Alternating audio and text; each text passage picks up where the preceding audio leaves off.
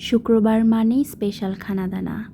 সপ্তাহের অন্যান্য দিনগুলোতে শরীরের সুস্বাস্থ্যের কথা চিন্তা করে পুষ্টিকর সব খাবার দাবার খাওয়া হয়। সপ্তাহের অন্যান্য দিনেও কিন্তু মজার খাবার দাবার খাওয়া হয়, তারপরেও কেন জানি শুক্রবারের দিনটাই স্পেশাল মনে হয়।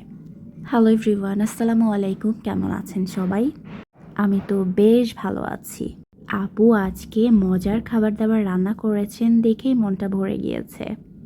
আপু তো সবসময়ই মজার খাবার দাবার রান্না করেন, তবে আজকের মেনুতে কী কী ছিল চলুন একটু আপনাদের সাথে শেয়ার করছি।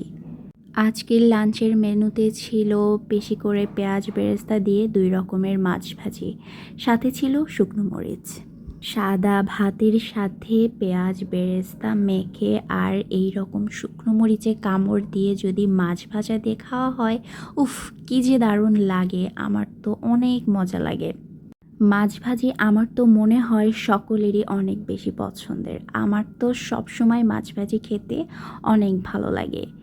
পাশাপাশি ছিল আপুর হাতের স্পেশাল গরুর মাংস। এই গরুর মাংসটা এত বেশি মজা হয় আপুর হাতের, আমার তো খুবই ভালো লাগে।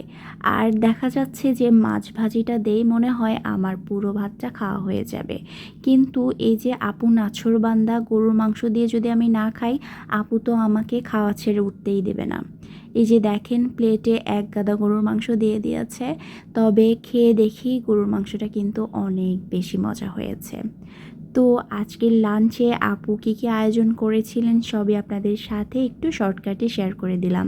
তো এই ছিল আজকের শর্ট একটা ভিডিও। কেমন লাগলো আপনাদের কাছে? আমার তো সব খানাদানাই অনেক বেশি ভালো লেগেছে। শুক্রবার মানে স্পেশাল। আর সবাইকে হ্যাঁ জানাই জুমা মোবারক। সবাই অনেক বেশি ভালো থাকবেন, সুস্থ থাকবেন। আল্লাহ হাফিজ।